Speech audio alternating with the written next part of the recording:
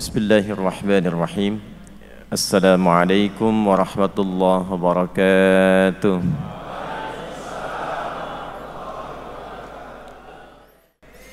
Jamaah sekalian yang dimuliakan Allah Subhanahu wa taala. Baru saja kita menunaikan salat subuh berjamaah. Semoga salat kita diterima oleh Allah Subhanahu wa taala. Dan dalam rangka tabligh akbar ini kita melihat satu judul besar yang terpampang di balogo kita, yaitu ikhtiar menyelamatkan semesta.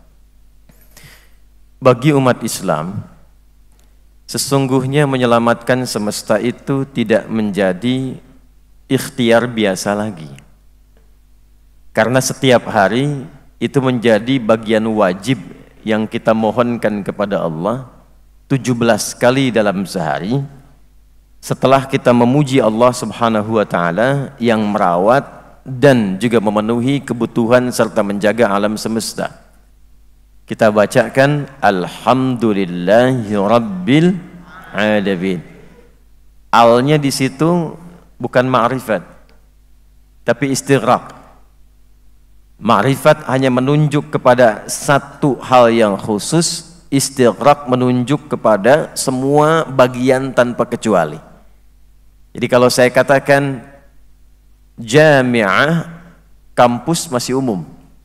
Tapi kalau saya katakan al-jami'ah, kampus yang ini bukan yang lain, itu ma'rifat namanya. Tapi kalau sudah menggunakan alnya itu istighraq, maka menunjuk pada semua tanpa kecuali. Segala tercakup di dalamnya. Alhamdulillah, semua pujian baik kecil, menengah ataupun besar tanpa kecuali lillahi, ditujukan seluruhnya hanya kepada Allah saja. Rabbil alamin, Rabb dengan sifat rububiyahnya yang merawat, yang memberikan kebutuhan, yang menjaga, yang menyempurnakan. Al-alamin sigatnya jam'ul jama', alam saja sudah jama'. Jadi kalau dijamakkan lagi menjadi al-alamin, menjaga, merawat, memberikan kebutuhan seluruh semesta. Alam hewan, alam tumbuhan, alam malaikat, alam jin, dan khususnya alam manusia. Jadi ketika Allah kemudian menegaskan bahwa zatnya Rabbul Alamin, maka secara otomatis kita sebagai hambanya, secara otomatis dengan komitmen yang kita sampaikan, kita terbawa dan memiliki kewajiban untuk menjaga, melestarikan, dan menaati seluruh ketentuan yang telah Allah tetapkan. Itulah gambaran dari ikhtiar yang tertuliskan di judul besar kita saat hari ini. Hadirin sekalian, bagaimana caranya? Saya ulangi, bagaimana caranya? Ternyata tanpa kita minta, indahnya Al-Quran itu selalu memberikan pedoman yang sifatnya terukur, terstruktur, jelas, dan langsung diberikan tuntunan. Allah menyifati dirinya dengan Rabbul Alamin. Kita bertanya bagaimana berikhtiar menjaga semesta ini sehingga lahir kehidupan yang selalu mencerahkan dan berkemajuan. Lalu dijawab dengan dipilihnya seorang nabi, seorang rasul, yang diantara risalahnya adalah membimbing umatnya bagaimana berikhtiar kemudian menjaga semesta alam ini sehingga tertata rapi sesuai dengan apa yang telah Allah tetapkan. Maka turunlah kemudian Quran surah ke-21 Al-Anbiya di ayat 107 itu. Wa ma arsalnaka illa rahmatan lil alamin. Al-Fatihah, alhamdulillahi rabbil. Cara menjaganya, wa ma arsalnaka illa rahmatan lil alamin. Baik. Fokus baik-baik ya. Quran surah ke-33 di ayat ke-21. Saya ulangi, Quran surah 33 Al-Ahzab di ayat ke-21. Laqad kana lakum fi rasulillahi uswatun hasanah. Lanjut. Bukan. Tahan sebentar. Lanjut ayat berikutnya. Saya sedang urutkan ayat-ayatnya supaya semua jadi kurikulum, ya. Karena itu Anda tenang dulu. Saya urutkan dulu Qur'annya, nanti saya turunkan hadisnya. Jadi ngaji kita nanti dengan Al-Qur'an, dengan hadis, dengan Qur'an, dengan hadis, baru kemudian kitab-kitab ulamanya. Saya turunkan judul besar ini dan saya baru tahu temanya sekarang. Nanti saya turunkan ayatnya, saya turunkan hadisnya, qaul ulamanya, baru kemudian ikhtiar kita untuk mewujudkannya. Ayat pertama tadi Al-Fatihah, ayat kedua Al-Anbiya di Quran surah ke-21 ayat 107. Yang ketiga Quran surah 33 ayat 21. Yang keempat Quran surah ketiga di ayat ke-31. Saya ulangi, Quran surah ketiga Ali Imran di ayat ke-31. Qul in kuntum tuhibbunallaha fattabi'uni yuhibbukumullahu wa yaghfir lakum dzunubakum. Terakhir baru kita masuk ke dalam Quran surah ketiga Ali Imran di ayat 190 sampai dengan ayat 200, dan inilah kunci pertemuan kita di subuh ini yang kelak akan dicantumkan tafsirnya melalui keterangan Nabi sallallahu alaihi wasallam, kemudian dimasukkan dalam satu hadis oleh Imam Abu Daud yang bernama Sulaiman As-Sijistani di dalam kitab sunannya nomor hadis 1367, rawinya dari sahabat junior Ibnu Abbas radhiyallahu taala anhuma. Jadi yang akan kita bahas subuh kali ini ada 5 ayat dan 1 hadis. Baik, kita masuk kepada aspek yang kedua. Hadirin sekalian, jemaah sekalian rahimani rahimakumullah. Bagaimana ikhtiar kita menjaga dan menjadi bagian dari warga semesta yang menampilkan selalu ajaran-ajaran dan pedoman kehidupan yang mencerahkan, membawa kedamaian, kebaikan sekaligus berkemajuan dimanapun kita menetap. Bagaimana caranya? Anda tinggal di Surabaya, Surabayanya damai, maju, cerah, dan dalam saat yang bersamaan semua itu tampil dari nilai-nilai keislaman kita, dari Al-Quran dan Sunnah Nabi Muhammad SAW. Bagaimana caranya Anda menjadi penduduk di Jawa Timur? Dengan kehadiran Anda, saya, kita, Jawa Timurnya tercerahkan, damai, tentram, saat yang bersamaan juga maju. Kita menjadi penduduk Indonesia, bagaimana caranya dengan kehadiran kita mendapatkan spirit keislaman dari Al-Quran dan Sunnah yang menjadikan Indonesianya damai, tercerahkan, nyaman, sekaligus juga berkemajuan. Dan yang terakhir, bagaimana caranya kita menjadi penduduk dunia, warga dunia, yang kita bisa berkontribusi menghadirkan kecerahan, kedamaian, ketentraman, sekaligus dunia yang berkemajuan dalam ridha Allah Subhanahu wa ta'ala. Tidak ada satupun catatan sejarah yang mampu mewujudkan harapan-harapan tadi kecuali sejarah yang ditunjukkan langsung dalam perjalanan kehidupan Nabi Muhammad sallallahu alaihi wasallam. Baik, sebelum ke ayat, saya ingin membawa kita ke suasana sejarah dulu. Nabi Muhammad diutus di mana? Di Mekah. Baik, jangan lihat Mekah sekarang. Saat beliau diutus 571 Masehi, keadaan Mekah pada masa itu, saya tanya, maju atau belum maju? Damai atau tidak? Tidak. Perhatikan, kriminalitas tinggi,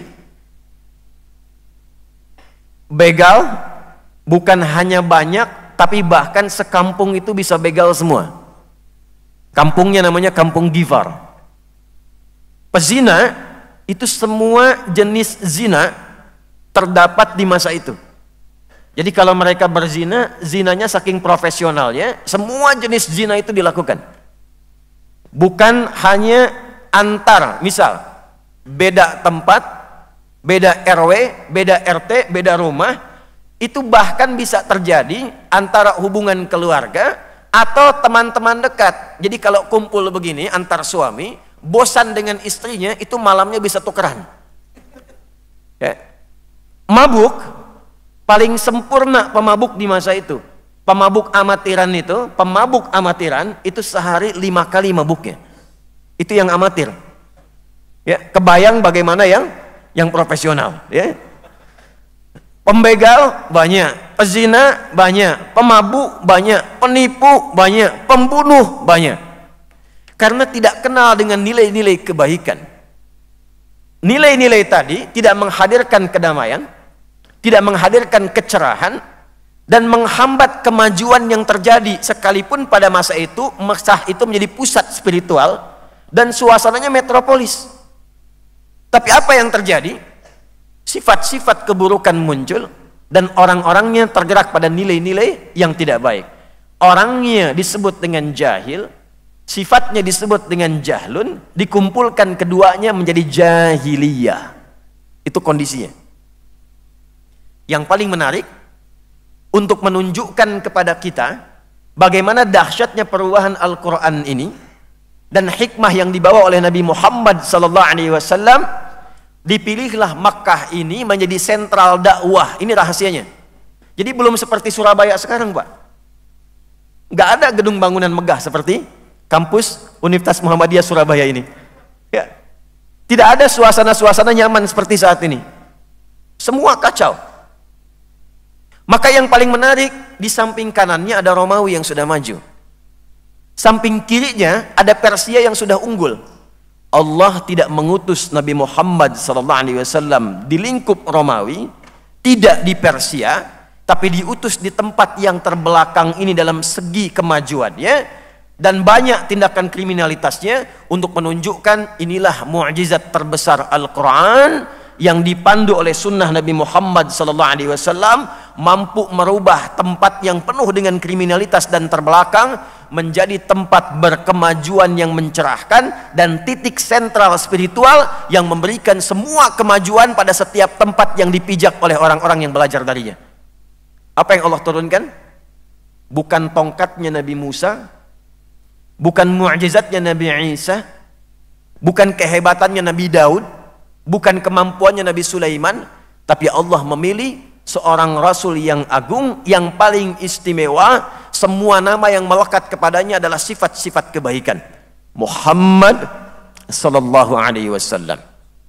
Dialah Muhammad, ialah Ahmad, ialah Al-Mahi, ialah Al-Kafi. Semua nama yang melekat kepadanya seluruh sifat-sifat kebaikan. Dan diturunkanlah kepada beliau mukjizat teragung yang terjaga sampai dengan hari ini. Satu-satunya mukjizat yang terjaga sampai dengan kini dan sampai akan datang, sampai kiamat terjadi, dan dibawa oleh setiap umatnya ketika menghadap kepada Allah, bahkan diperintahkan dibacakan ketika akan memasuki surganya. Al-Quran. Al-Quran. Mukjizat Nabi Musa, tongkatnya sampai sekarang masih ada nggak? Kitabnya Nabi Isa sampai sekarang masih ada nggak? Ya, mukjizatnya Nabi Sulaiman sampai sekarang masih ada? Tidak ada. Tidak ada satupun mukjizat yang diabadikan melintasi zamannya kecuali Al-Quran. Ini yang akan kita masuk pada intinya. Apa isi Al-Quran itu? Apa kaitannya dengan tema besar yang sekarang hadir di hadapan kita ini? Hadirin sekalian, sejak Allah turunkan Al-Quran, langsung Allah deklarasikan bahwa inti Al-Quran ini bukan sekedar kitab bacaan. Membaca itu hanya gerbang pembukanya saja. Anda kalau baca Quran, maaf, untuk dibaca atau untuk tahu isinya?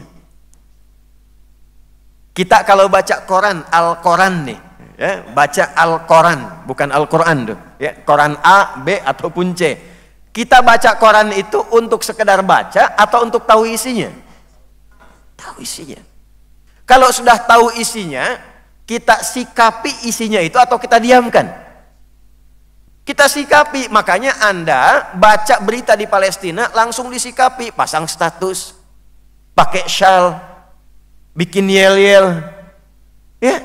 Jadi Anda bayangkan baca berita yang dibuat oleh manusia saja, dikabarkan dalam kehidupan kita, kita berusaha untuk bisa baca agar tahu isinya, agar bisa bersikap.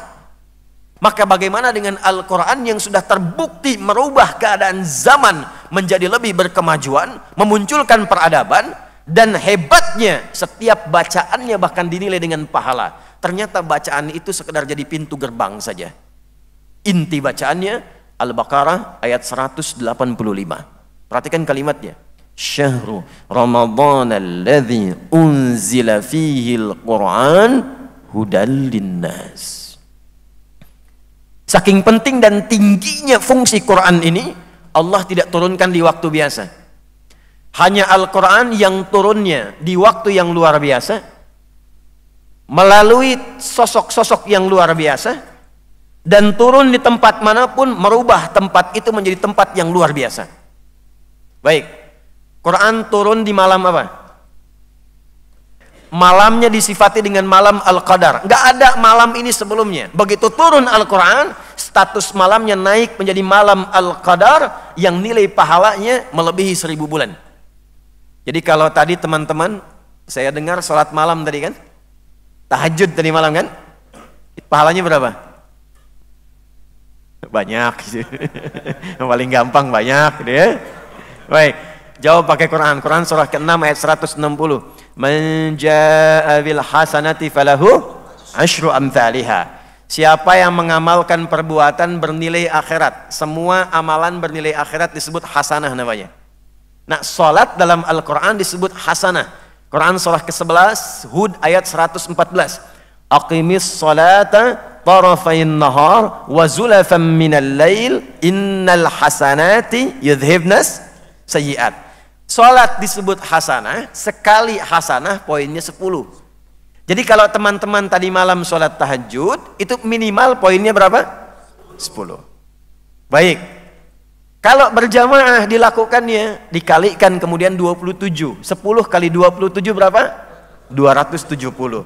Itu kalau malam biasa. Kalau bertepatan dengan malam turunnya Al-Quran, disebut dengan malam Al-Qadar, maka pahalanya dilipat gandakan. Karena kemuliaan Qurannya dikalikan lebih daripada 1000 bulan. Jadi kalau kurang lebih dikonversi 1000 bulan saja kurang lebih 82 tahun.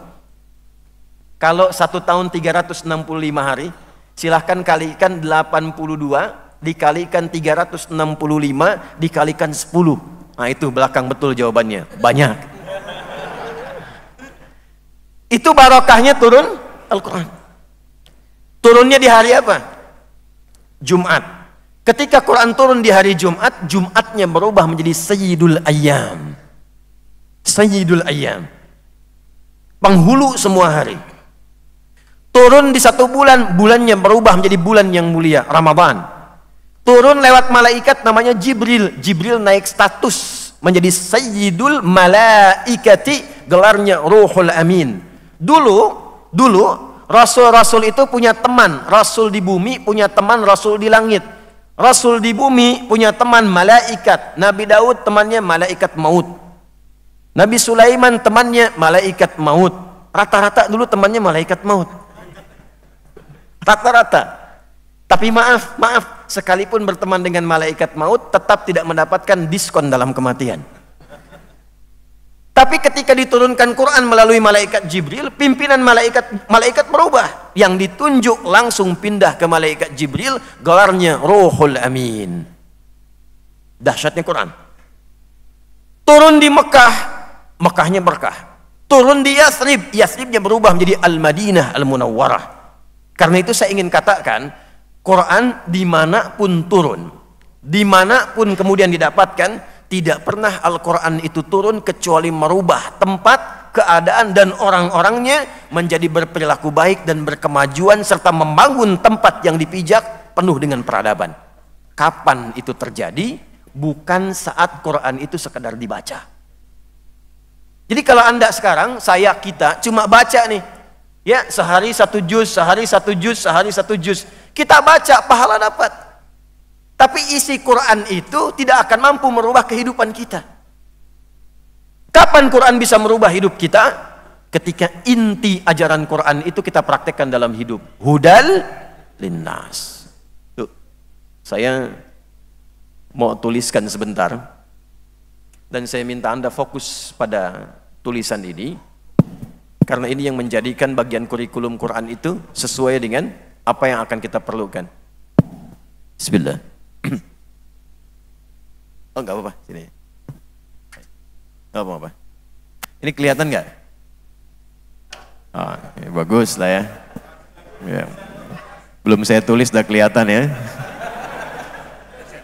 Dah, enggak, saya enggak banyak tulis, enggak apa-apa, biar di sini aja. Antum tenang aja.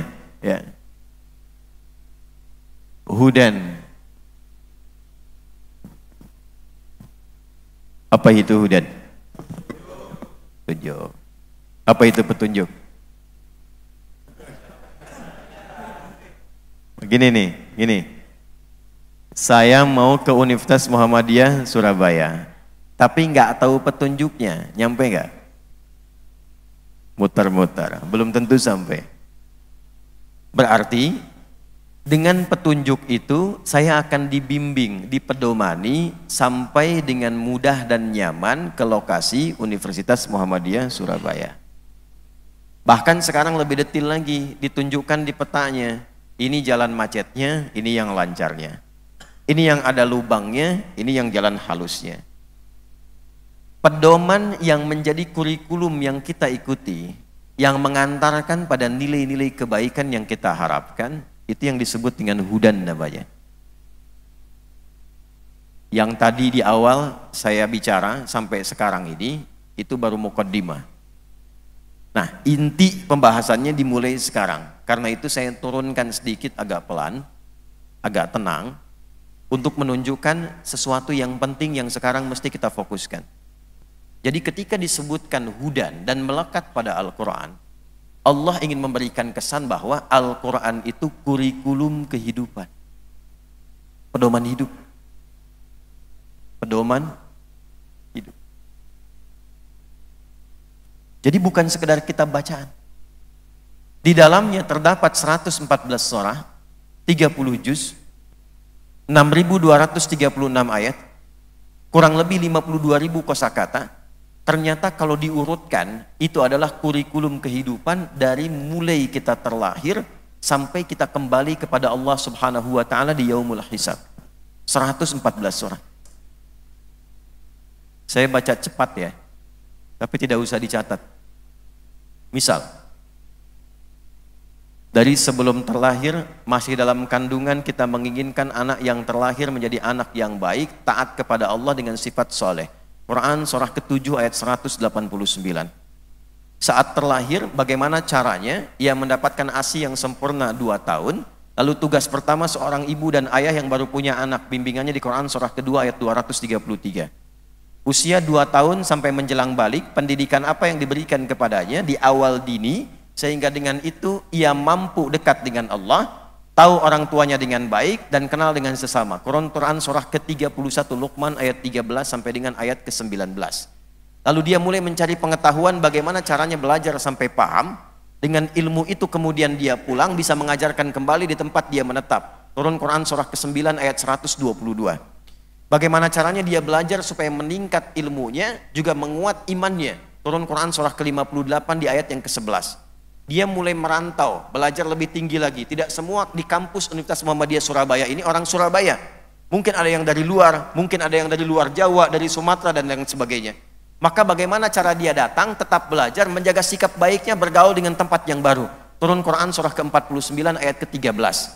Kadang-kadang ada yang menemukan jodohnya, bagaimana cara melamarnya? Maka turun Quran surah ke-4 ayat yang ke-4. Masuk menikah, turun Quran surah ke-30 ayat ke-21. Saat awal menikah bagaimana membagi tugasnya, maka turun Quran surah ke-4 ayat 34. Suami mulai mencari nafkah, bagaimana nafkah standar dicari? Turun Quran surah ke-2 ayat 168. Kalau ingin cepat, turun Quran surah ke-2 ayat 172. Kalau dia belum bergerak, dibuka keberkahan pintu langit dan bumi, turun amalan di Quran surah ke-7 ayat 96. Dia mulai bekerja, jangan dikira mudah, petakan dulu kata Quran tantangannya apa? Apa yang harus dilalui? Apa yang akan dihadapi? Dari mulai kecil sampai dengan besar. Turun Quran surah ke-2 ayat 214. Solusinya di Quran surah ke-3 ayat 142. Detailnya di Quran surah ke-2 ayat 155 sampai dengan 157. Kadang-kadang ketika Anda sukses, ini Universitas Muhammadiyah Surabaya sukses, pengen inovasi, maka diturunkan lagi, ini ada tantangannya, tidak mudah. Kadang-kadang ada pesaing, ingin menyingkirkan, ingin menyungkurkan. Bagaimana mendapatkan pertolongan Allah? Turun amalan di Quran surah ke-17 ayat 79 sampai dengan ayat 81. Di saat yang bersamaan istri menjaga anak-anak di rumah. Kadang-kadang juga tidak mudah. Ada yang berkata ada yang sulit diarahkan. Maka turun bimbingan Quran surah ke-17 ayat 23 sampai dengan ayat 27. Di masa-masa kematangan sampai usia 40 tahun, sukses. Pekerjaan sukses, rumah megah, kendaraan juga mewah. Hei, tetap syukuri itu dan bahkan bawa kedua orang tuamu dalam syukurmu itu, karena boleh jadi kesuksesan yang engkau raih bukan karena ikhtiarmu, tapi karena kedekatan orang tuamu saat memohon kepada Allah Subhanahu wa taala. Maka turun Quran surah ke-46 di ayat yang ke-15. Harta bertambah, bagaimana menjaga keberkahannya? Turun skema Quran surah ke-9 ayat ke-60 dengan zakat. Lalu berbagi dengan keluarga terdekat, turun skema infak Quran surah ke-2 ayat 215. Skema umum sampai ke Palestina, turun Quran surah kedua ayat 261 sampai dengan ayat 264. Lalu naik lagi dia ke atas sampai ke masa-masa sepuhnya, turun Quran surah ke-22 ayat yang kelima. Sampai menjelang kematiannya, turun Quran surah ketiga ayat 185. Cara wafat yang tenang, turun Quran surah ke-89 ayat 27 sampai ayat ke-30. Persiapan alam kuburnya sebelum wafat, turun Quran surah kedua ayat 153 sampai 154. Detilnya Quran surah ketiga ayat 169 sampai dengan 171. Sampai dengan tenang menjaga kiamat, turun Quran surah ke-75. Sampai dengan dihisab mendapatkan surga yang standar, Quran surah kedua ayat 25. Pengen surga Firdaus, ini kurikulumnya Quran surah 23 ayat 1 sampai dengan 9. Pengen di surga Aden, Quran surah ke-51 ayat 15 sampai dengan 23. Anda kalau tidak menyiapkan itu terancam dengan neraka. Neraka yang paling ringan bisa membakar semua tubuh. Seharinya sama dengan 1000 tahun. Satu detiknya sama dengan 48 hari. Terbakar sampai semua dengan kulit-kulitnya. Begitu dicelupkan, angkat jadi lagi, celupkan, hangus lagi. Turun Quran surah keempat ayat 56. Tentang neraka jahanam yang belum sampai sudah kebakar, itu Quran turun surah keempat An-Nisa ayat 140. Kalau belum sampai ke surga tapi juga tidak mau ke neraka, amalannya 50-50, soleh 50%, salah 50%. Di mana dia bertempat? Ditempatkan di tempat tinggi yang bisa mengamati surga tapi takut mendengar jeritan orang neraka. Tempat tinggi yang bisa mengamati disebut dengan A'raf. Maka turun surah ke-7 Al-A'raf di ayat ke-46 sampai dengan ayat 49-nya. Ada semua. Enggak ada yang tidak ada di Al-Quran. Dan semua yang tadi disebutkan didetilkan langsung petunjuknya dan contohnya langsung oleh Nabi Sallallahu Alaihi Wasallam. Ketika itu diterapkan di satu tempat yang saya sebut dengan jahiliyah tadi, inilah yang bisa mengantarkan umat jahiliyah yang terbelakang, yang berada di lembah biwadin ghairi dzi zar'in inda baitikal muharram. Tandus, batunya itu rapat, flat sifatnya, gak mudah tumbuh tumbuhan. Tiba kemudian Nabi mendidik orang-orang ini dengan Al-Quran. Kurang lebih 13 tahun, 3 tahun dalam fase pembekalan awal, lingkup internal. 10 tahun masyarakat Mekah terbuka, 40 orang dihasilkan di sini. Dibawa ke Yathrib, 10 tahun durasi yang sama, maka sukses kemudian menghadirkan 12.000 orang sahabat yang setiap orangnya dia berpijak kemanapun membawa Al-Quran. Setiap tempat yang dipijak itu selalu tempatnya maju, punya peradaban dan damai kehidupannya. Saya ambil contoh cepat. Ini alumni pendidikan Nabi bawa Quran, rata-rata semua ahli Quran. Terbagi 4 bagian. Ini nanti konsep mencerahkan dan berkemajuan di sini konsepnya. Anda tidak mungkin beraktivitas kecuali memilih satu di antara 4 ini. 1, dengan ilmu. 2, dengan kedudukan. 3, harta. 4, tenaga.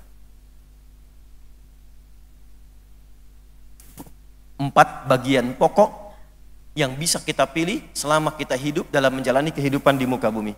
4 bagian ini. Keempat-empatnya dididik dengan kurikulum Al-Quran dan melahirkan manusia-manusia bukan sekedar unggul di zamannya, tapi prestasinya melintasi seluruh zaman yang akan dilewati manusia. Ilmu. Anda kenal Salman Al-Farisi? Kenal di mana?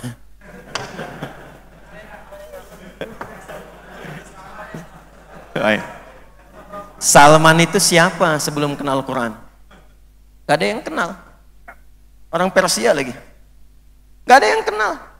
Salman itu dikenal, ya dikenal setelah masuk Islam, belajar dari Al-Quran, meningkat kepintarannya, sampai kemudian membuat parit itu kan.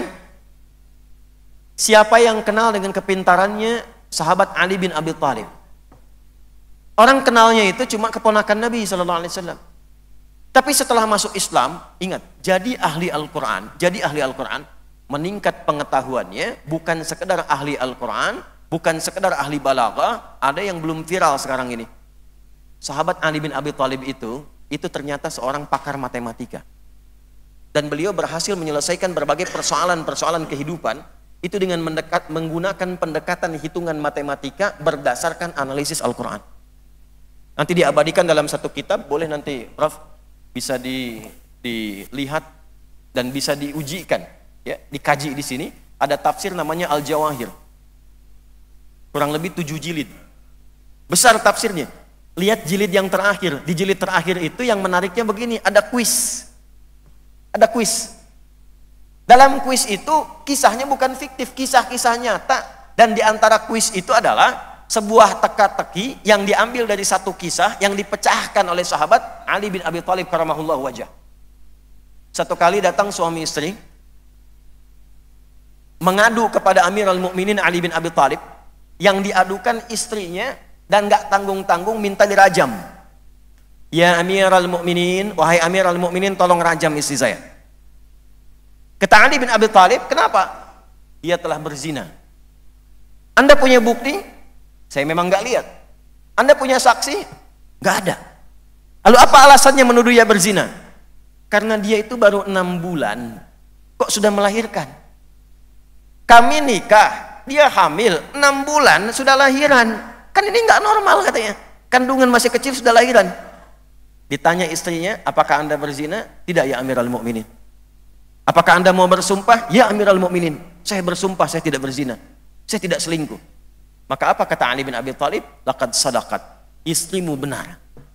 Suaminya protes, kok bisa ya Amirul Mukminin? Kata Ali bin Abi Thalib jawabannya, perhatikan kalimatnya. Yang dihitung oleh beliau adalah ayat Quran. Alam tasma' qaulallahi ta'ala au kama qala? Apakah Anda belum mendengar dan menyimak firman Allah? Dibacakanlah Quran surah ke-46 Al-Ahqaf ayat ke-15. Wa wassaynal insana biwalidayhi ihsana. Hamalathu ummuhu kurhan. Ya. Sampai dengan ke ujungnya ke kalimat wa hamluhu wa fisaluhu 30 syahra. Hei manusia, berbaktilah pada ibumu yang sempurna, pada kedua orang tuamu, terutama ibumu, sampai ke kalimat ibumu itu mengandung engkau dan menyapih, memberikan ASI sampai menyapih, itu mengandung sampai menyapih, kata Allah 30 bulan. 30 bulan. Lalu engkau simak firman Allah di Quran surah ke-31 Luqman ayat ke-14 dengan pembuka yang sama. Wa wassaynal insana biwalidayhi hamalathu ummuhu wahnan ala wahn wa fisaluhu fi amain. Hei engkau manusia, berbaktilah pada orang tuamu yang sempurna, terutama ibumu yang mengandungmu dengan susah payah dan menyapihmu, memberikan ASI sampai menyapih itu 2 tahun. Tidakkah engkau tahu 2 tahun itu bukankah 24 bulan? Lalu di Al-Ahqaf ayat 15, mengandung dan menyusui sampai menyapih 30 bulan. Bukankah 30 bulan dikurangi 24 bulan itu 6 bulan? Istrimu itu mengandung dan melahirkan dalam keadaan prematur. Ali bin Abi Thalib. Jadi orang belajar Quran itu pasti bikin pintar. Gak ada orang ngaji Quran gak pintar. Kalau ngajinya sambil memahami ayatnya. Buktinya lahir Abu Hurairah, buktinya lahir Salman Al-Farisi, Sayyidina Ali bin Abi Thalib radhiyallahu ta'ala anhu, diteruskan kemudian lahir Al-Kindi, Al-Farabi, Al-Ghazali, Ibnu Sina, ya sampai dengan imam-imam hebat kekinian. Itu dari Quran. Dan riset membuktikan sampai ke London. Sampai ke London. Ada seorang peneliti keturunan Maroko, dia meriset kemudian dari sisi ilmiah orang-orang yang memahami Quran dengan baik. Bahkan dia menghafal Quran, itu kecerdasannya bisa meningkat 3 kali lipat dibandingkan dengan manusia biasa. Dibandingkan manusia biasa. Dan itu kami riset, kami buktikan dengan membuat satu terapan, kita bikin sekolah kader pendidikan ulama. Itu diterima dari usia 3 tahun sampai S3. Cuma 40 diterimanya. Yang diberikan pertama kali Al-Quran, Al-Quran, Al-Quran. Demi Allah saya katakan, saat ditanamkan Quran dan diikutkan sesuai dengan apa yang diinginkan Al-Quran, tidaklah disampaikan pada mereka pengetahuan kecuali memahaminya dengan kecepatan yang sangat luar biasa. Itu ilmu. Anda seorang pejabat, ingin dapat yang terbaik, posisi yang paling tinggi, dan saat yang bersamaan diraih dengan cara yang sangat elegan. Tidak nyogok, tidak nyuap, tidak korupsi, tapi Anda berhasil mencapai puncaknya. Ini Quran yang bimbing. Asa ayyab'atsaka rabbuka maqaman mahmuda. Mudah bagi Allah mengangkat engkau ke tempat karir terbaik, dan saat yang bersamaan engkau tidak disoal oleh siapapun. Kadang ada orang naik tapi yang lainnya, kenapa mesti dia? Yang ini orang sepakat semua memang harus dia yang naik. Ada ayatnya diturunkan, begitu dididik oleh Nabi SAW, tidak pernah hadir orang-orang terbaik yang mereka mengambil passionnya dalam hal kedudukan kecuali sukses keseluruhannya. Umar bin Khattab sukses, Amr bin As sukses. Saya ambil Amr bin As aja ya sebagai gampangnya, kalau yang lain kan sudah viral. Amr bin As itu bawa beberapa kelompok teman melakukan ekspedisi keluar dari Jazirah Arab, lalu lewat di Afrika Utara, Mesir, Libya, Tunisia, Maroko, Aljazair, sampai kemudian berhenti di Syam, di wilayah Syria. Semua tempat yang dilaluinya itu tiba-tiba berubah menjadi maju, penduduknya masuk Islam, dan negerinya damai. Dan apa yang terjadi yang paling hebat, wilayah Afrika Utara itu langsung jadi provinsi negara Islam pada masa itu, yang pusatnya di Madinah. Itu Afrika Utara jadi provinsi. Gubernurnya bernama Musa bin Nusair, panglima kodamnya bernama Tariq bin Ziyad. Datang orang-orang dari Spanyol minta suaka dan minta dibantu dari kekejaman Raja Rodrik. Dikirimkan oleh Musa bin Nusair, panglima Tariq bin Ziyad membantu ke Spanyol, bawa 10.000 orang. Allahu Akbar. Begitu selesai dibantu, minta mereka tinggal membangun Spanyol dan Portugal, disebut Iberia pada masa itu, ya Andalus. Maka apa yang terjadi? Datang ke sana, dibangun Andalus ini, punya peradaban 7 abad, 700 tahun. Yang Eropa maju itu sampai sekarang, Eropa itu benih-benih embrionya itu ngambil dari Andalus. Dan siapa yang membimbing itu, membawa pada kemajuan yang berperadaban? Orang-orang Islam pada masa itu. Spiritnya dari mana? Ini. Nggak ada satupun orang dengan kedudukan, kecuali kalau dia Muslim, tempatnya tinggi dan membawa maslahat. Yang sekarang bikin ulah di Palestina, Zionis Yahudi itu, saya tuh melakukan riset, kenapa dulu di Eropa itu nggak mau terima, sampai sekarang kenapa? Baik Amerika, Eropa itu banyak mendukung, datang, bantu, ternyata bukan sekedar bantu, salah satu yang paling pokoknya, mereka juga trauma kalau keluar dari situ, nanti akan masuk ke tempat-tempat mereka lagi, dan bikin kacau lagi, itu. Makanya dulu itu nggak ada yang diterima, ke Austria ditolak, di Jerman diburu, di mana-mana itu diusir. Itu dari sejak tahun 135 masa kekaisaran Herdian di Romawi sudah diusir karena banyak bikin ulah. Diterima itu cuma di satu tempat saat Ottoman itu muncul, kekaisaran Turki Utsmani.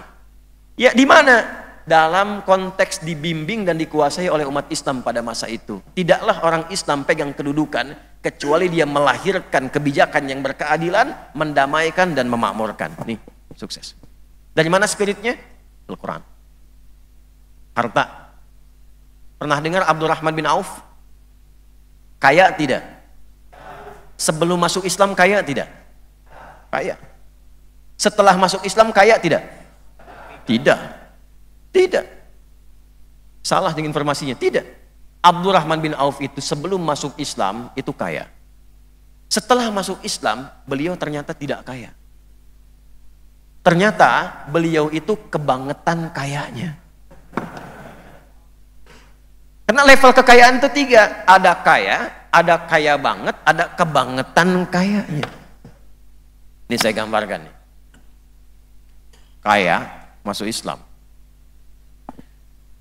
Dirampas semua hartanya, dibiarkan hijrah. Ayo kamu kalau mau ikut Muhammad SAW ke Madinah, ke Yathrib, berangkat aja. Tapi semua hartamu kami rampas.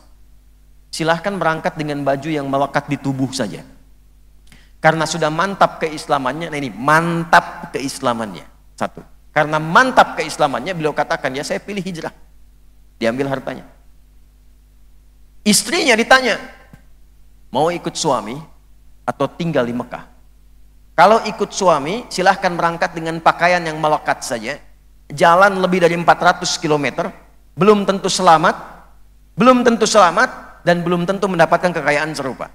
Tapi kalau Anda mau tinggal di Mekah, ikut dengan kami, tinggalkan suami, kami berikan semua harta suami, kami fasilitasi untuk memilih, untuk menikahi pemuda terbaik di Mekah ini, kami fasilitasi pernikahannya. Nih ibu di belakang nggak kelihatan nih. Ya.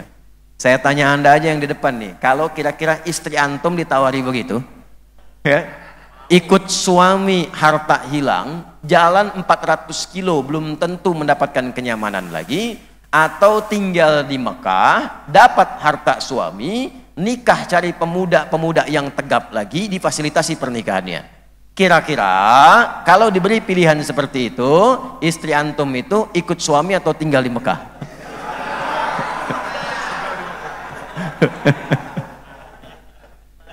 Ada mencurigakan jawabannya ini. Ternyata benar, pilihannya tinggal di Mekah, nggak ikut suami.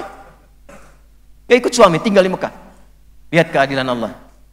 Berangkat kemudian ke Yathrib. Inilah sebabnya kenapa disebut Ansar.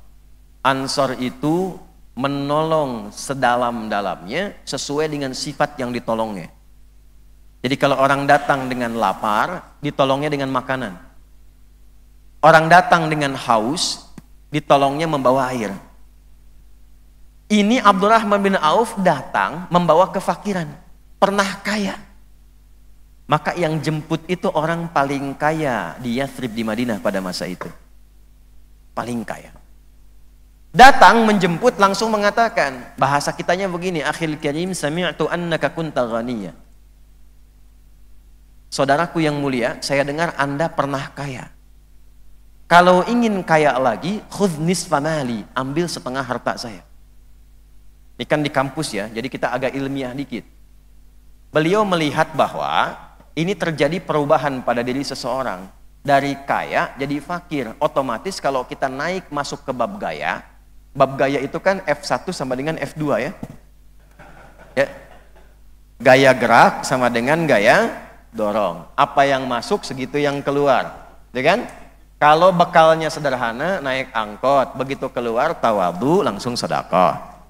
Kalau kemudian berubah jadi orang yang lebih kaya, mobilnya bagus, kadang-kadang buka pintu mobil pun nggak bisa. Ya kan?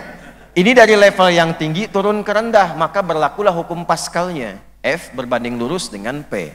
Gaya berbanding lurus dengan tekanan. Semakin banyak gaya, semakin tertekan hidupnya. Ya? Ini orang dari levelnya tinggi, tiba-tiba rendah, takut kehilangan gaya. Makanya banyak orang yang sekarang ini, mempertahankan gaya, tapi mengakomodasi tekanan. Sehingga hidupnya flexing semua. Ya, seakan-akan punya mobil mewah padahal minjem, gitu kan? Seakan-akan punya rumah mewah padahal ngontrak, gitu kan? Yang penting apa? Update status. Itu, ya. Hari ini itu lebih penting itu handphone dibandingkan dengan handsome. Ya, sekalipun kurang pulsa. Nah ini. Maka dengan rumus ini datang orang paling kaya di Madinah, dia menyambut kemudian Abdurrahman bin Auf mengatakan, kalau Anda ingin kaya lagi, ambil setengah harta saya. Gak main-main. Saya dengar Anda ditinggalkan oleh keluarga, istri dan anak Anda. Kalau Anda ingin menikah lagi, pilih perempuan paling cantik di kota ini, sekalipun keluarga saya, silahkan pilih, saya fasilitasi pernikahannya. Gantian ya Bu ya, sabar. Ini kalau yang bapak-bapak ditawari nih, Pak, saya dengar Anda ada persoalan, silahkan datang Anda ke Surabaya, tiba-tiba ditawari oleh Pak Rektor Universitas Muhammadiyah Surabaya, ambil setengah harta saya, kalau pengen nikah saya fasilitasi, pilih yang paling cocok di Surabaya atau Jawa Timur, saya fasilitasi pernikahannya. Saya tanya pada Anda, kira-kira Anda terima tawaran itu atau tidak ditolak sama sekali?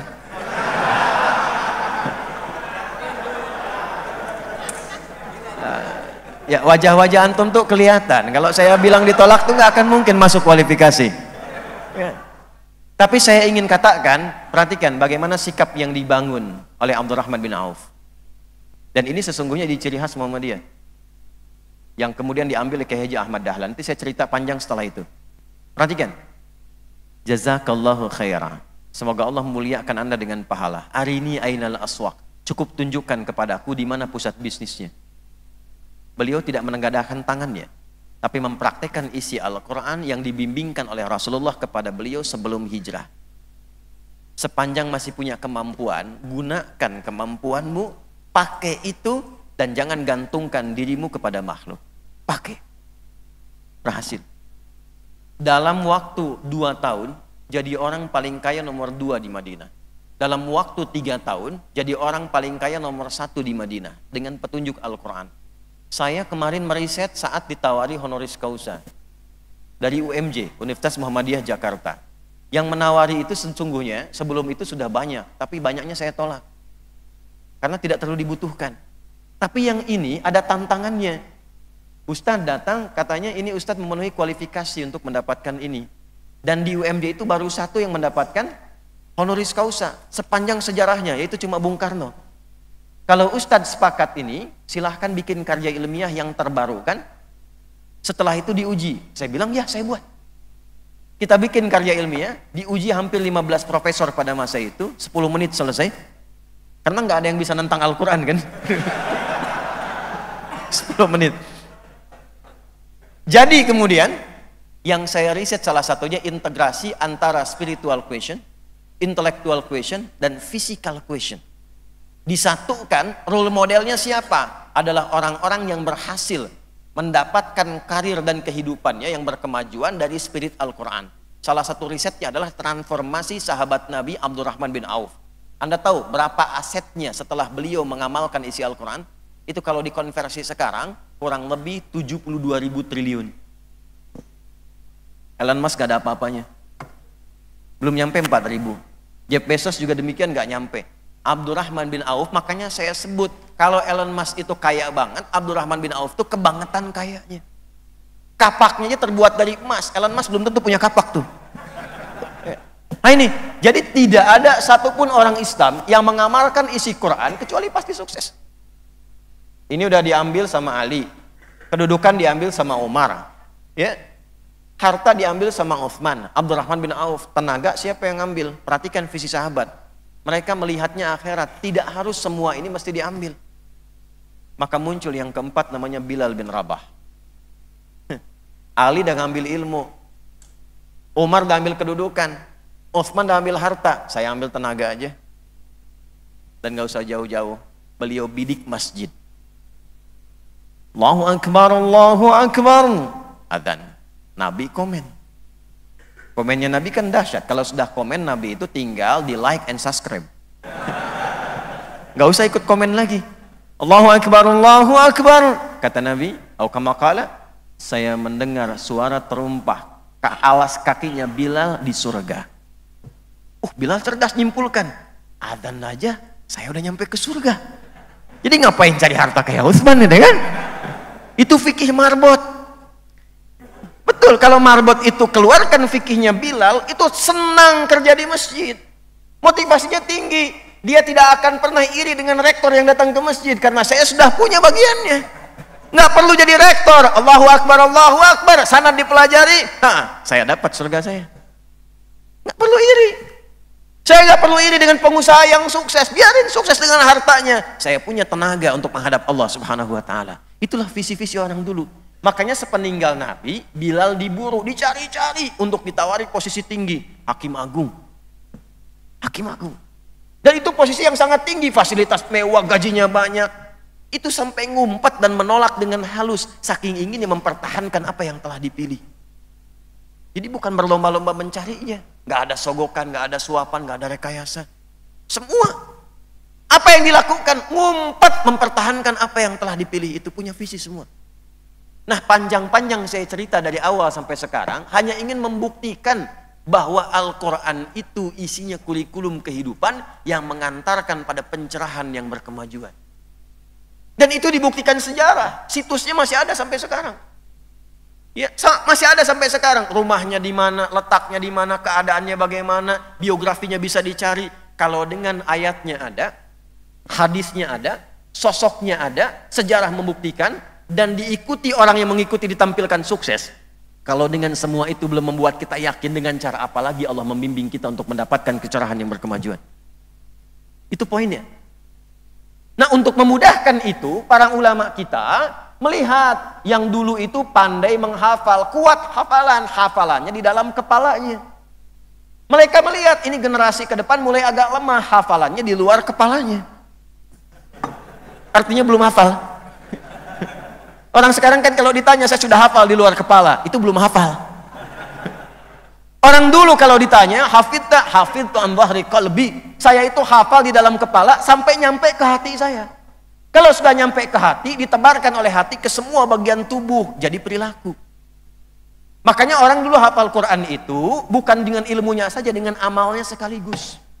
Qurannya dibacakan di lisan, tembus ke hatinya, diturunkan ke pikiran, dibimbing ke semua bagian tubuhnya. Maka komen mereka semua, saya menghafal Al-Quran bukan sekedar dengan ilmunya, tapi juga dengan amalnya.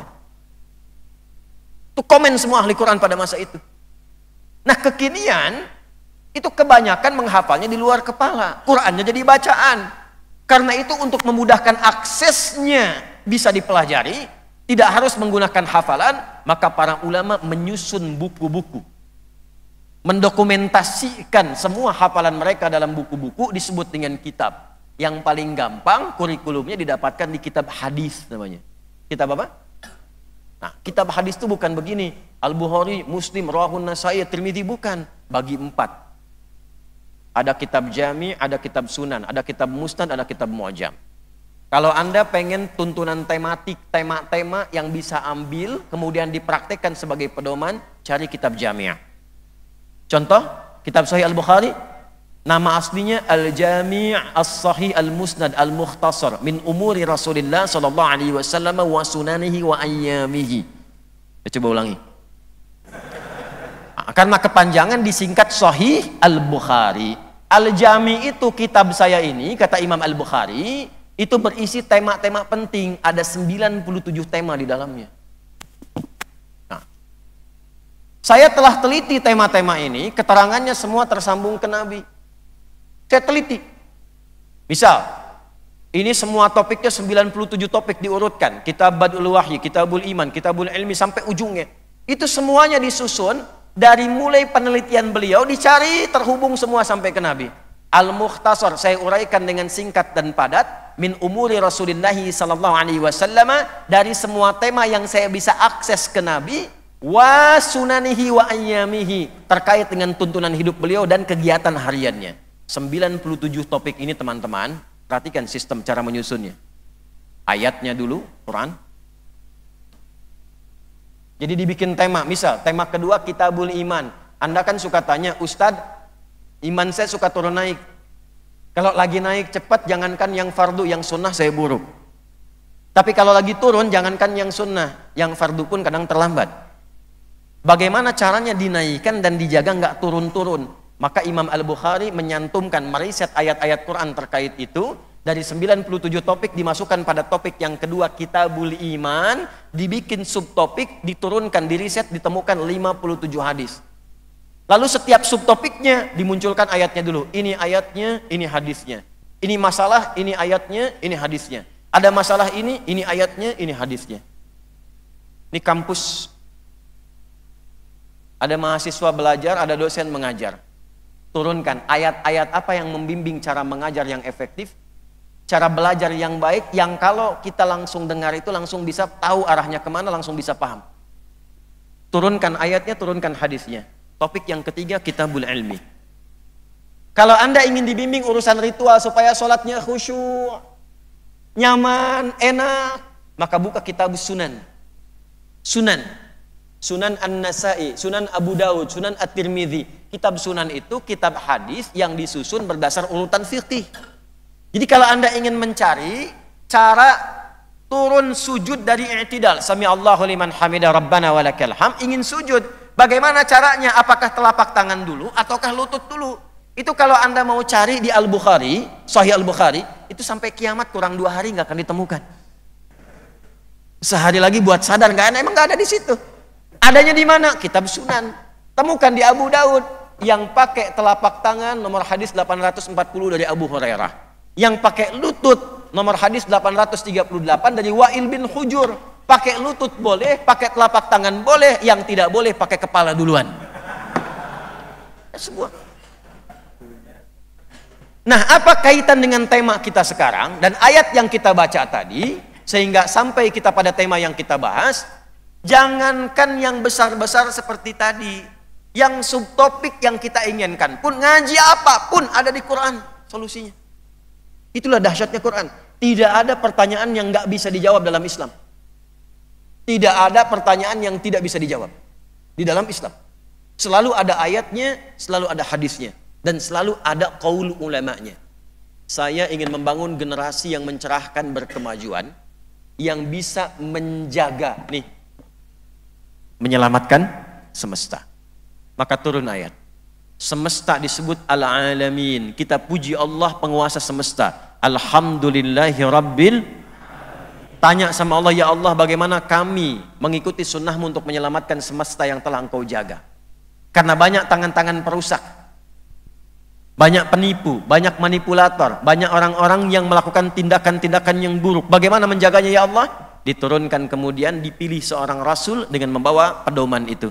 Wa ma arsalnaka illa rahmatan lil alamin. Ikuti petunjuk Muhammad sallallahu alaihi wasallam. Gimana cara mengikuti petunjuk Rasulullah ya Allah? Maka turun ayat laqad kana lakum fi rasulillahi uswatun hasanah. Keluarkan, saya telah tetapkan pada seorang sosok Muhammad sallallahu alaihi wasallam semua jenis keteladanan. Saya punya waktu sekitar 15-20 menit lagi.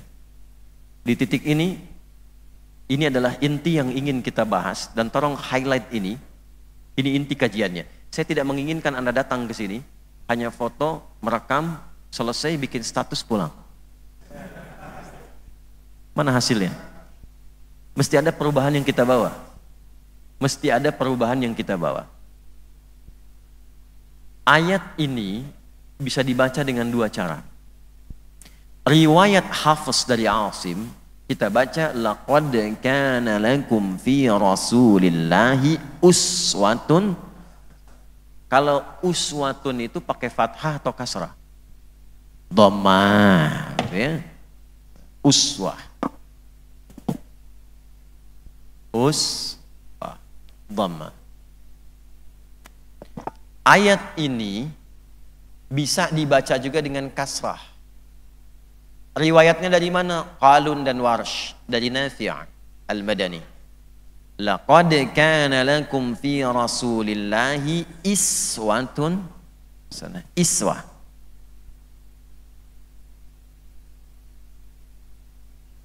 Dalam ilmu bahasa di fiqh lughah, kalau nanti Anda mengambil spesialisasi jurusan bahasa Arab, ternyata semua kata itu, bahkan harakatnya, khususnya dalam Al-Quran, itu ada maknanya. Ada artinya. Kalau Anda ingin menunjukkan sesuatu yang terbuka untuk diambil inspirasi dan hikmahnya, maka gunakan fathah di situ. Kenapa fi'il madhi itu masa lalu harakatnya fathah? Fi'il madhi, kata kerja masa lampau, fathah. Karena tujuannya masa lalu itu bukan sekedar untuk dikenang. Tapi masa lalu itu kata Al-Quran untuk dipelajari. Kalau pernah salah koreksi, kalau bagus teruskan belajar dari masa lalu. Itulah sebabnya kenapa fathah. Contoh, praktekkan di ayat Quran surah ke-21 Al-Anbiya di ayat 83. Wa ayyuba idznada rabbahu anni massaniyadh-dhurru wa anta arhamur rahimin. Kenapa pakai fathah? Cara menerjemahkannya pakai kaidah tadi. Kata Allah, saya buka kisah Ayub di masa lalu untuk menjadi inspirasi bagi Anda yang merasa sakit sekarang. Pernah nggak sakit sesakit Ayub? Pernah nggak mengalami sakit seperti Ayub? Kalau tidak pernah, atau bahkan merasa mendekati itu, amalkanlah amalan seperti Ayub. Maka seperti saya menyembuhkan Ayub, dengan mudah saya menyembuhkan penyakitmu. Ditemukan di mana itu janjinya? Di ayat ke-84-nya, fastajabna lahu, sampai ujung ayatnya, wa dzikra lil abidin. Kalau ada orang yang sakit mengamalkan amalannya Ayub, aku akan mudah sembuhkan ia seperti aku sembuhkan Ayub. Kalau harakatnya itu kasrah, dari kata kasra zujaz, kasra contoh. pecah. Ya, pecah. Kalau pecah itu jadi kecil atau besar? Kalau pecah itu turunnya ke bawah atau ke atas? Rendah atau tinggi? Maka semua harokat kasrah menunjukkan sesuatu yang kecil, lembut, rendah. Kecil, lembut. Perempuan kenapa selalu menggunakan kasrah umumnya? Anta laki-laki, anti perempuan. Jazakallah khair laki-laki, jazakillah khair perempuan. Kenapa perempuan menggunakan harakat kasrah? Untuk menunjukkan perempuan itu punya karakter yang lembut dan halus. Lembut dan halus. Antum i'tikaf di sini malam-malam jam 3 keluar di pohon situ tuh ada suara. Ya. Anda nggak usah lari, tunjuk aja kasroh ya.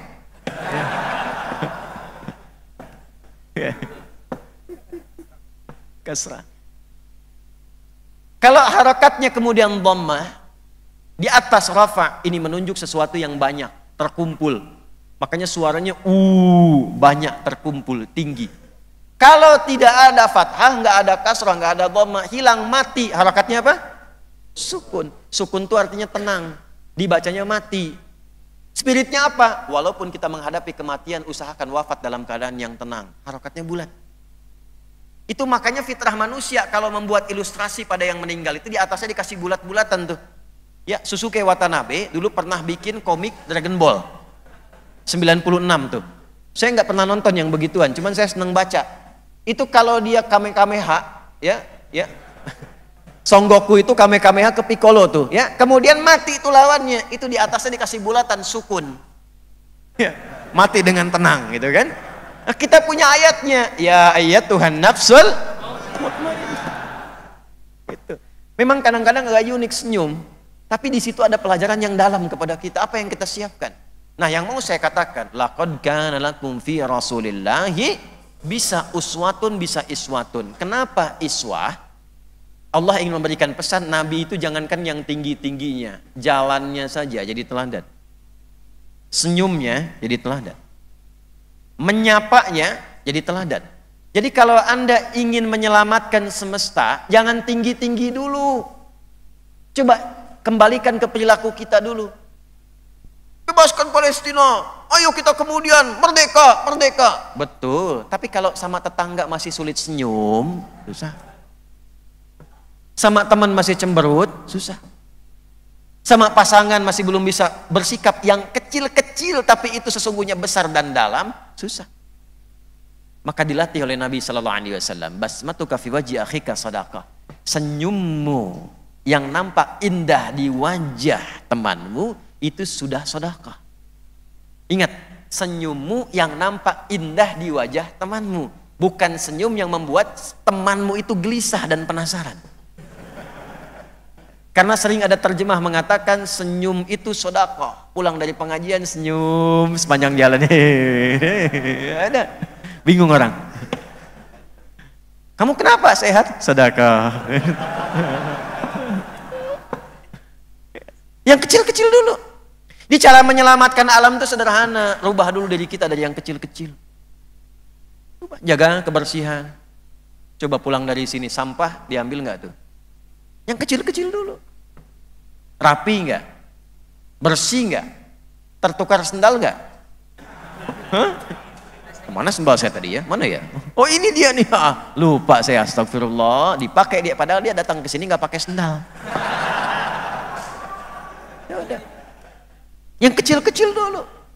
Di cara menyelamatkan semesta mulai dari tubuh kita nih. Nih, apa fungsinya mata? Tuh, sudah salah kan?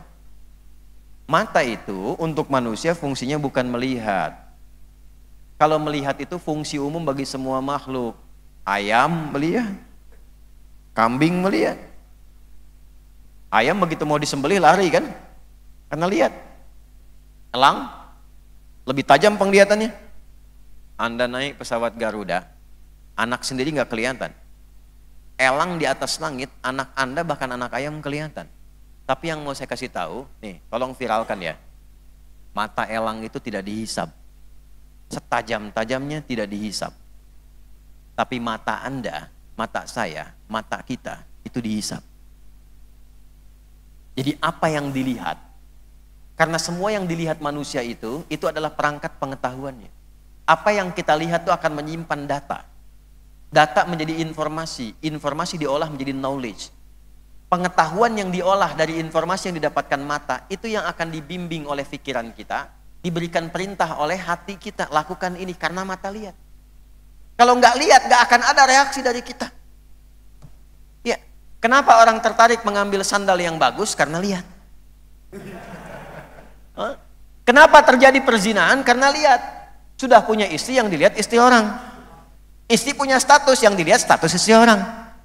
Begitu sebaliknya. Ya, sudah punya suami, yang dilihat suami orang. Yang direkam dibikin status suami orang. Bu, saya ini suami orang, Bu.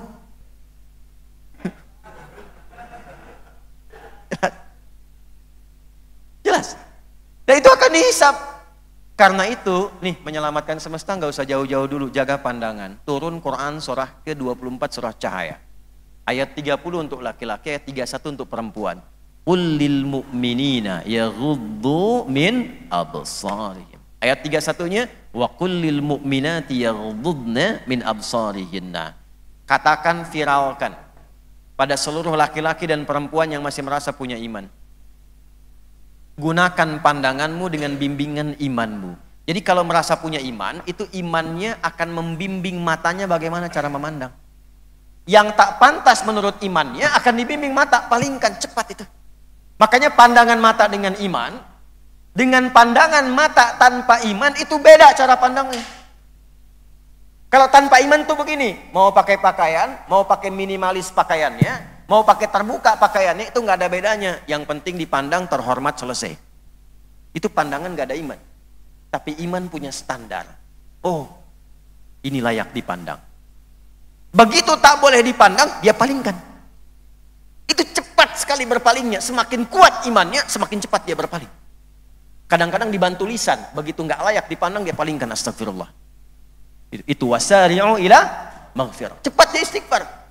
Buka YouTube, niatnya melihat ceramahnya Ustadz Adi Hidayat. Tiba-tiba muncul iklan, iklannya nggak pantas. Maaf ya, kalau Anda buka YouTube, lihat channel saya, ada iklan nggak bagus, itu bukan salah channelnya. Karena algoritma YouTube itu membaca kebiasaan Anda. Itu berarti Anda suka klik yang aneh-aneh sebelumnya. Itu sering ada, Ustadz, mengapa channel Ustadz yang dakwahnya ini kok ada iklan begituan? Itu ente yang sebelumnya buka-buka channel yang nggak karuan. Ya, algoritmanya membaca itu, ditampilkanlah seperti itu. Nah, kalau imannya kuat, begitu muncul dia akan palingkan. Astagfirullah. Skip, pindah. Dan itu sepersekian detik, cepat sekali, nggak ada jedanya. Pak Rektor dengan Kepawarek nih, Ketua PWM dengan PDM.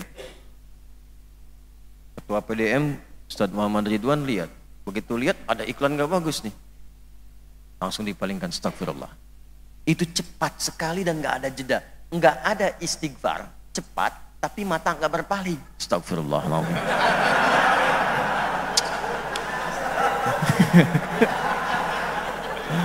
Pak Rektor, ini bahaya, ini gak bagus ini, tapi dilihat. Astagfirullah. Nah, ini ngaji. Jadi menyelamatkan alam semesta itu gak usah tinggi-tinggi dulu, pribadi kita dulu. Dari mata turun ke, jangan langsung ke hati aja antum nih. Tahajud malam-malam, mata turun ke hati, mata turun ke lisan dulu. Ya. Baru dari lisan turun ke bawah, sampai ke hati, sampai ke tangan. Tuh, tangan dibimbing. Dibimbing oleh imannya. Dijaga dalam sholatnya. Tangan orang tahiyat, jari orang tahiyat gak mungkin maksiat. Cara menyelamatkan semesta gampang. Sekarang dunianya terkoneksi jadi kecil. Bikin status di Surabaya, itu sudah bisa ketahuan di New York. Cek, bikin status di Surabaya, orang California sudah bisa akses dalam saat yang sama. Maka tangan orang yang beriman yang sholat tidak akan pernah menuliskan yang maksiat. Menyelamatkan semesta.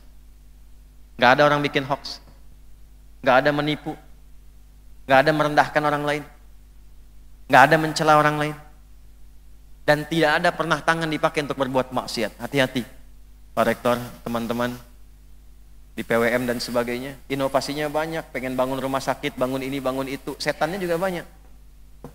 Ya, Pak Rektor, saya aja yang ngambil tendernya, nggak usah dilelang. Saya kasih bonus deh 1 miliar. Oh. Maka Pak Rektor katakan, maaf ya, saya jari tahiyat nggak akan pernah dipakai maksiat. Jari. Tapi justru setan itu nggak akan menyerah. Datang lagi, Pak Rektor, 5 miliar deh fee-nya. Sebentar ya. Sebentar. Saya istikharah dulu. Enggak ada istikharah dalam maksiat. Nah, ini yang kita butuhkan sampai ujung kaki. Kalau benar-benar kita melakukan ini, maka muncul sifat rahmat. Ingat, balik ke ayat, wa ma arsalnaka illa rahmatan. Nah, Allah pemilik rahmat semesta alam disebut Rahman namanya. Pemilik rahmat untuk orang beriman saja di akhirat, Rahim namanya. Maka kalau kita mengikuti ketentuan Allah yang punya rahmat semesta alam dengan sifat rahmannya, maka berubah sifat kita menjadi hamba yang maha rahman. Maka disebut ibadur rahman. Turunlah kemudian surah Al-Furqan menyebut status kita. Wa ibadur rahmanil ladzina yamshuna 'alal ardi hauna. Wa idza khatabahumul jahiluna qalu. Ujung kepala sampai ujung kaki sudah baik, maka selamat semesta. Korupsi hilang, nepotisme hilang, suap menyuap hilang, sogok menyogok hilang. Karena setiap pribadi berusaha menyelamatkan dirinya menjadi baik. Sekarang ini kita butuh orang baik melebihi orang pintar. Orang pintar yang tidak baik, maka maaf, damage-nya itu semakin tinggi. Daya rusaknya itu lebih buruk ketimbang orang bodoh yang tidak baik. Di Surabaya ada sapi nggak? Ada sapi. Makannya apa? Rumput. Maaf ya, sapi yang tidak punya akal, makannya rumput. Manusia yang punya akal, pintar, tapi tidak baik, itu makannya bisa aspal. Paham? Harusnya proyek jalan itu aspalnya 15 cm, dia makan 10 cm. Pintar, tapi nggak baik. Mahasiswa yang pintar dan baik itu bisa mengelola uang yang ibunya titipkan dari hasil kerja keras ibundanya. Ayahnya serabutan sana sini, cuman dapat 1.000, 2.000 setiap hari, tapi dia kumpulkan bahkan minjam untuk anaknya yang sedang kuliah.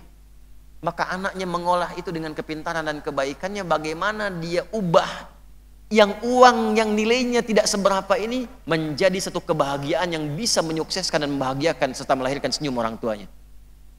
Tapi mahasiswa yang pintar tapi nggak baik, gimana caranya dia peras tenaga kedua orang tuanya hanya untuk memuaskan nafsunya saja. Mak, uang ujian mak, berapa? 2 juta. Padahal ujiannya aja belum. Ya, keluar cuma 200.000. Dan itu hanya digunakan untuk memuaskan nafsunya saja, bahaya. Selamatkan semesta dengan merubah perilaku kita. Jangan yang tinggi-tinggi dulu. Sekarang kita kenakan syal ini kan, yang paling sederhana. Ada orang tua kita yang tinggi-tinggi, kita patut bangga, alhamdulillah. Yang pertama kali berkontribusi langsung hadir dan berkoordinasi sampai ke Palestina. Lalu kemudian melakukan gerakan-gerakannya dari Mesir. Saat yang bersamaan dia membantu kemerdekaan Indonesia, dan saat yang bersamaan dia membantu perjuangan Palestina. Siapa dia? Itu orang tua kita, namanya Kiai Haji Abdul Qahar Mudzakkir. Kita kenal dengan Pak Qahar Mudzakkir. Itu orang tua kita di Muhammadiyah, yang sejak tahun 1931, ayo baca lagi tuh di Suara Muhammadiyah itu ada edisi awal-awal. Tahun 1930-an, bahkan dari 1920-an, itu beliau belajar ke Mekah. Memutuskan nggak pulang dulu, kemudian singgah di Kairo. Belajar di Al-Azhar, belajar di Darul Ulum, belajar di Mesir, lantas melihat dari sana perjuangan kita di sini, perjuangan di Palestina. Karena 1924 Turki Utsmani melemah, Palestina dikuasai, Inggris mulai masuk. Maka beliau itu dengan kecerdasannya menulis di situ, di majalah Timur Tengah. Coba bacaan kita ditambah. Menulis, menggerakkan itu, sampai mengumpulkan pemuda-pemuda, ada 6 orang yang viral, sampai datang ke Palestina. Orang-orang Indonesia pertama, sebelum lahir bahkan Indonesia, yang pertama kali datang ke Palestina untuk berjuang, di awal-awal masa perjuangan, itu ternyata 6 orang dari kita. Ada yang dari Lampung, ada yang dari Lombok, bahkan ada yang syahid di sana. Yang menggerakkan tuh orang tua kita, tokoh Muhammadiyah, namanya Abdul Qahar Mudzakkir. Dari sana. Itu yang pertama kali ketemu dengan Syekh Mufti dari Yerusalem, namanya Syekh Muhammad Al-Amin Al-Husaini. Yang kelak nanti tanggal 9 September tahun 1944, Syekh Muhammad Al-Amin ini sedang diundang kemudian ke Jerman. Di radio Jerman, beliau mendukung, memproklamasikan, mendukung kemerdekaan Indonesia. Itu setahun sebelum kemerdekaannya. Syekh Muhammad Al-Amin Al-Husaini, itu mufti pertama di dunia yang mendukung kemerdekaan Indonesia. Kapan dapat informasinya? Dari mana? Dari orang tua kita, Kiai Haji Profesor Kahar Al-Mudzakir. Namanya Abdul Kahar Mudzakir. Cuman kadang orang tua kita itu, atau kita pada kekinian itu, kadang-kadang kurang peka menyebut kata Abdul. Contoh, ada bandara di Jakarta namanya Halim Perdana Kusuma. Itu nama aslinya Abdul Halim Perdana Kusuma. Usia 25 tahun tuh syahid. Ditempel di foto, kalau landing itu kita keluar ngelihat tuh fotonya itu. Abdul Halim Perdana Kusuma. Itu Insinyur Juanda tuh siapa? Itu orang Muhammadiyah. Insinyur Juanda itu, Jalan Juanda itu tuh orang Muhammadiyah itu. Diabadikan namanya. Ya. Nah, Abdul Kahal Mudzakir ini mulai dari sana, dari Mesir menggerakkan sampai kemudian dibangun jembatan sampai nanti Buya Muhammad Nasir bertemu dengan Syekh Muhammad Amin Al-Husaini, fotonya viral sekarang. Ada di sampingnya Syekh Muhammad Nasir, kemudian samping kanannya itu Syekh Muhammad Al-Amin Al-Husaini. Dibangun jembatannya oleh siapa? Oleh Kiai Haji Abdul Kahar Mudzakir. Dan itu kawan dekatnya siapa? Kiai Haji Wahid Hashim. Yang sama-sama nanti untuk merumuskan Pancasila itu. Ya, waktu disusun kemudian Pancasila, yang sila pertamanya itu, ya 7 kata itu, dengan bagi umat Islam dengan kewajiban menjalankan syariat Islam bagi para pemeluknya.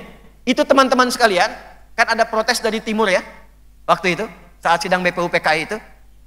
Siapa yang bisa menangani itu? Yang kontak-kontakan itu Kiai Haji Abdul Kahar Mudzakir dengan Kiai Haji Wahid Hashim. Cuman Kiai Haji Wahid Hashim masih di perjalanan, terlambat, belum datang. Maka yang merumuskan dan menambahkan yang Maha Esa, ketuhanan yang Maha Esa, kalimat yang Maha Esa itu adalah dari ide cemerlangnya Kiai Haji Abdul Kahar Mudzakir. Sampai sekarang Pancasila, sila pertama ketuhanan yang maha, kalimat yang Maha Esa itu sebagai ganti dari 7 kata yang dimintakan, dimusyarahkan untuk dihilangkan itu. Orang tua kita sudah datang dari dulu. Jadi kita nggak perlu tinggi-tinggi seperti itu dengan keadaan yang terbatas sekarang. Yang bisa dilakukan apa? Rubah diri kita dulu. Jadi lebih baik. Bersatu, kompak. Ya, ini mohon maaf nih. Mohon maaf sebesar-besarnya. Teman-teman coba yang di PWM ini. Ya, tunjukkan kebermuhammadiyahannya yang baik. Yang semangat. Yang bergairah. Nggak usah malu-malu. Nggak usah malu-malu. Karena bermuhammadiyah itu sudah pasti berislam. Bermuhammadiyah itu sudah pasti berukhuwah. Dari dulu kita punya ukhuwah. Ya, maaf, tokoh Muhammadiyah di Jombang itu sama persis saudaraan dengan tokoh NU juga dari Tambak Beras juga. Di antara kemudian santrinya melahirkan rektor Universitas Muhammadiyah Jakarta UMJ. Itu Profesor Makmun Murad, itu lulusan Tambak Beras. Dari Jombang. Dari dulu sudah ada persaudaraan. Kiai Haji Ahmad Dahlan itu bersaudara juga dengan Kiai Haji Muhammad Hashim bin Asy'ari. Persaudaraan kita gak ada masalah. Amalan gak ada masalah. Ibadah gak ada masalah. Makanya perkuat basic pengetahuannya, ilmu perkuat. Jadi kita bisa mengambil pilihan yang baik. Ya, kalau misalnya saudara kita di NU, di NU kunut, alhamdulillah. Yang Muhammadiyah tidak kunut, alhamdulillah. Yang salah itu yang tidak sholat subuh. Tapi kita punya dalil. Kalau nggak kunut, ini dalilnya. Yang kunut, ini dalilnya. Kalau kadar Allah yang mengimami yang kunut, ikut di belakang mengaminkan. Allahumma hdina fiman hadait. Anda jadi makmum. Amin. Tahu ilmunya, telusuri. Kenapa? Menyelamatkan semesta. Jangan sampai terjadi yang imam kunut, Allahumma hdina fiman hadait. Belakang bid'ah. Nggak bisa. Nggak boleh. Sebaliknya, yang imam yang Muhammadiyah tahu ilmu, sharing kajian. Dulu kami itu masih sharing kajian. Saya di Tripoli itu kalau ngaji, bahas kitab sama-sama, bedah masalah. Yang Muhammadiyah datang, yang NU datang, yang Persis datang, bahas semua. Setelah itu temukan titik temunya. Mungkin ada perbedaan dalam mengambil pilihan. Karena di Islam tuh begini, ada satu dalil, satu cara, nggak boleh beda. Kalau beda, itu sudah pasti bid'ah. Contoh, begitu bertakbir angkat tangan, di Abu Daud yang diucapkan cuma satu, Allahu Akbar. Sekalipun nama Allah itu banyak, sampai dengan 99 nama, tapi tetap Anda nggak boleh kreatif. Bosen saya Ustadz loh, dari kemarin, dari sejak saya balik sampai sekarang Allahu Akbar terus. Hari ini, Allahu Rahman. Bid'ah. Karena dalilnya satu, caranya satu. Tapi nanti ada yang Nabi turunkan, beragam dalil, beragam cara. Kenapa? Karena ternyata semua hamba-hamba Allah itu dilihat dari beragam tempat, beragam karakter, yang tidak mampu menunaikan itu dengan cara yang sama. Maka bacaannya dibuat berbeda, tapi isinya sama, ada gerakan yang berbeda, tapi intinya adalah mengakomodir kemampuan hamba-hamba itu. Maka dalam hal ini berlaku pilihan. Contoh yang bacaan, gak usah tanggung. Al-Quran itu ketika diturunkan, bukan cuma satu bacaan, tapi sampai 7 bacaan. Kenapa sampai 7 bacaan? Karena di Arab sendiri, ada yang tidak bisa membaca dengan satu cara. Wadduha, ada suku Arab yang gak bisa anta, inti. Kaifa halu, kaifa halik. Madrasah, madrasih. Maka turun riwayatnya. Yang waras pakai imalah.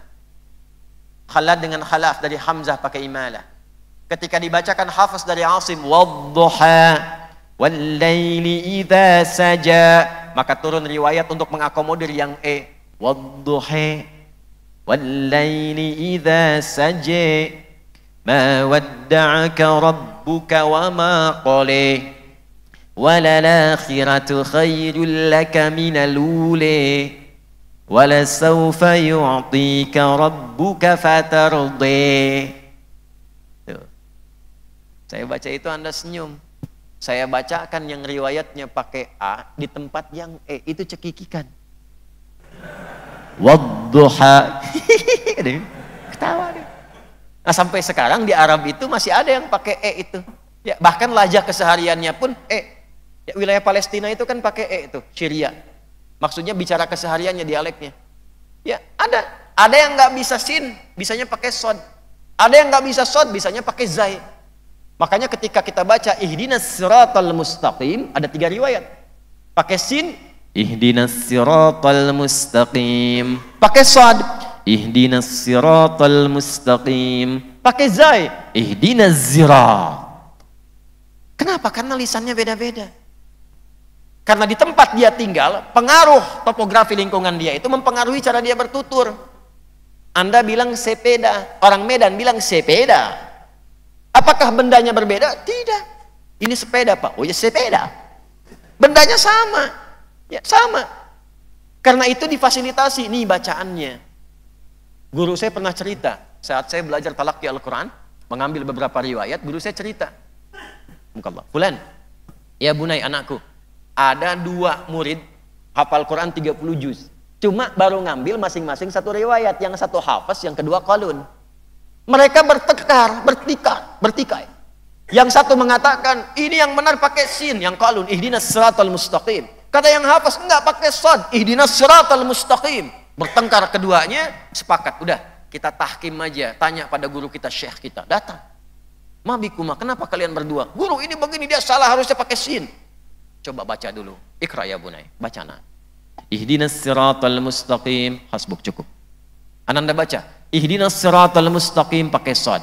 Masya Allah, antum mukhtian. Kalian berdua salah, yang benar pakai zai. Ihdinas siratal mustaqim. Gurunya ingin mengatakan, kalaupun baru bisa baca 1, walaupun hafal Quran, jangan gunakan ilmu itu untuk bertengkar dan merendahkan orang lain.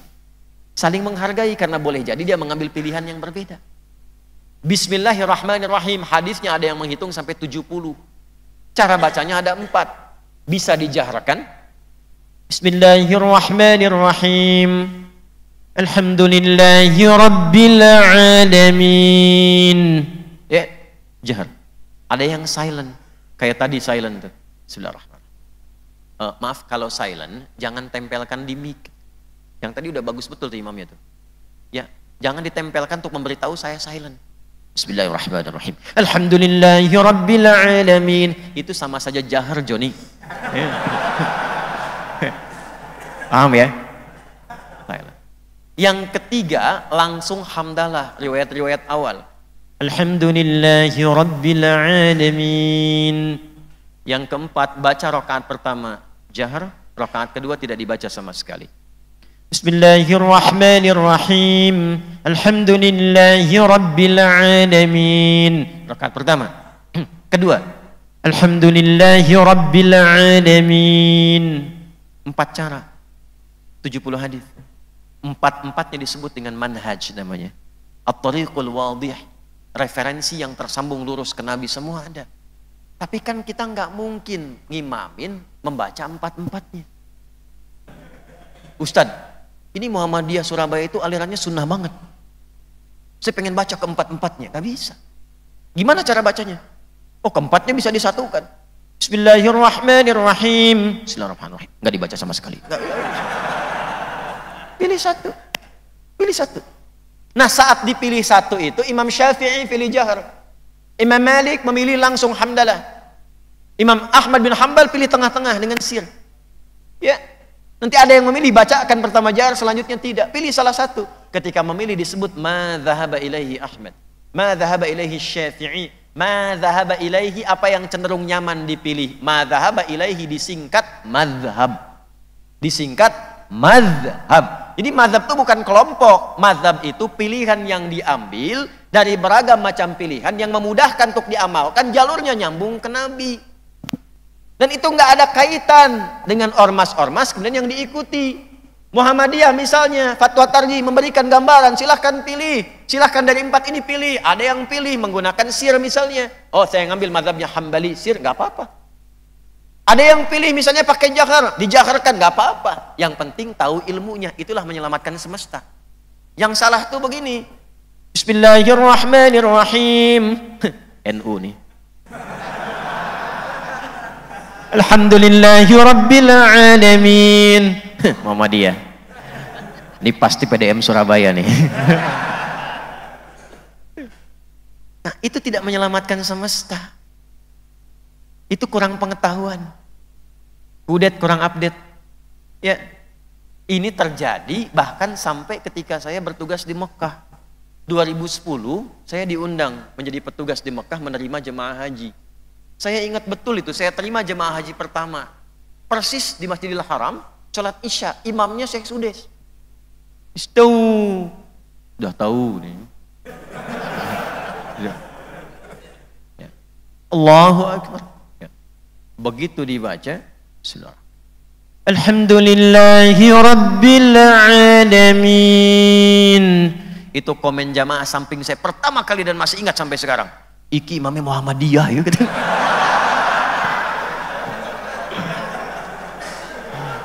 Saya beruntungnya saya belum takbir sempurna.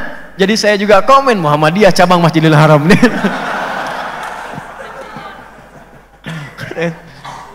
Jadi di titik ini kita menyelamatkan dunia tuh nggak usah tinggi-tinggi dulu. Menyelamatkan semesta nggak usah tinggi-tinggi dulu. Belajar dulu. Pelajari. Bangun ukhuwah. Bangun ukhuwah. Subuh saya memilih nggak kunut, boleh. Ini ada dalilnya. Jelas? Pilih kunut, silahkan, itu ada dalilnya. Suasana sekarang di Palestina sedang mencekam, butuh doa. Oh, saya yang tidak kunut pun saya praktekkan kunut nazilah. Subuhnya, maghribnya, isya'nya. Tadi malam saya di Al-Irsyad tuh, maghribnya kunut nazilah, isya'nya kunut nazilah. Ya, silahkan. Yang tidak pakai kunut itu, silahkan ekspresikan dengan doa. Mintakan kepada Allah dalam kebaikan. Semua punya peluang yang sama. Yang salah itu yang mengurangi pahala amal solehnya dengan sibuk saling mencela dan memecah belah. Jelas? Siap kompak insya Allah? Ya, siap bangun ukhuwah insya Allah? Ya, alhamdulillah, dan mudah-mudahan dengan itu semua kita diberkahi oleh Allah Subhanahu wa taala. Ya. Hadirin sekalian, tiba kita di penghujung bahasan kita.